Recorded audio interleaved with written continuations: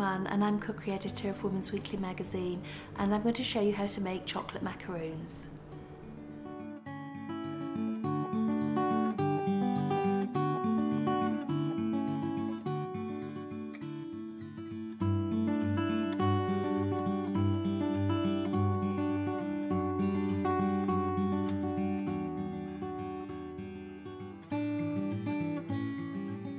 The first thing for the macaroons is to mix together the icing sugar and cocoa.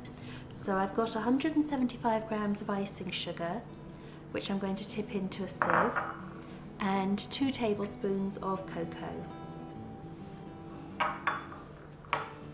And now I'm going to sieve this onto a plate. So as well as taking out any lumps in the mixture, it's helping to combine the 2 ingredients as well. And now I'm going to scoop it back into the sieve, and then what I'm going to do is I'm going to sieve it for a second time. Okay, so once the icing sugar and cocoa's ready, I'm going to whisk the egg white, and I have here 2 medium egg whites. So I'm going to tip them into the bowl of the mixer, and I'm going to add 30 grams of caster sugar, and then I'll put this on high speed until it forms stiff peaks.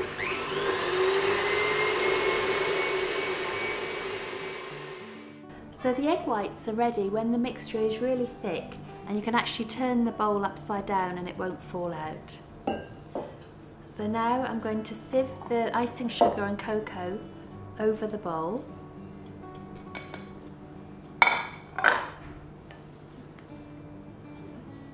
So now it's had 3 siftings, it should be really well mixed.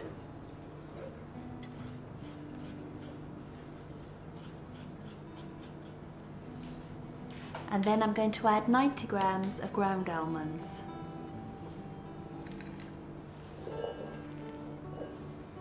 And then the icing sugar and cocoa and ground almonds get folded into the egg whites. So it's a little bit difficult to begin with because the mixture is quite stiff and quite dry. But if you just continue folding it in gently, it will all mix together. If the mixture's too wet, you'd find that the macaroons would spread during cooking, which is why the mixture is a fairly dry mixture. Okay, so once the mixture comes together, I'm now going to spoon this into a piping bag. And I prefer to use the disposable piping bags, and I've fitted a plain piping tube in the end of it.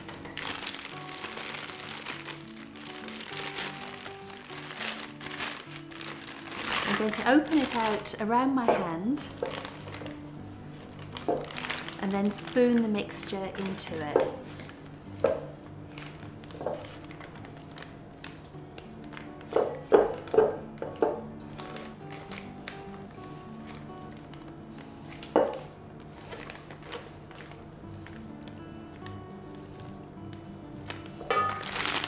And then bring the top of the piping bag up and twist it around, and that's now all ready for piping.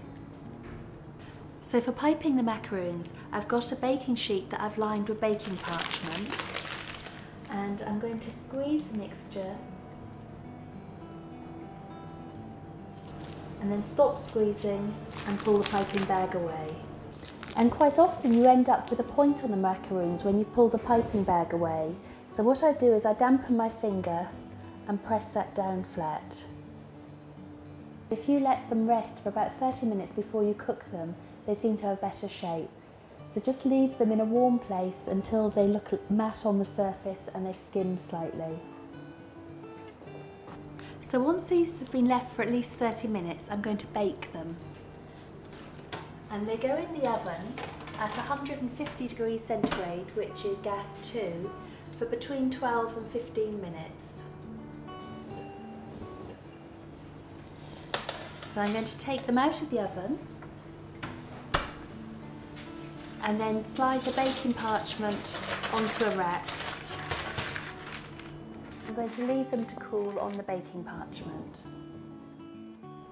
If you want to make the macaroons in advance, at this stage, once they're cold, you can put them in an airtight container and they'll keep well for up to a week.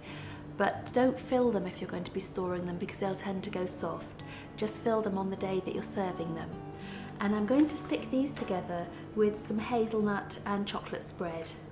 So I'm going to spread a little bit on one macaroon and then sandwich another one next to it.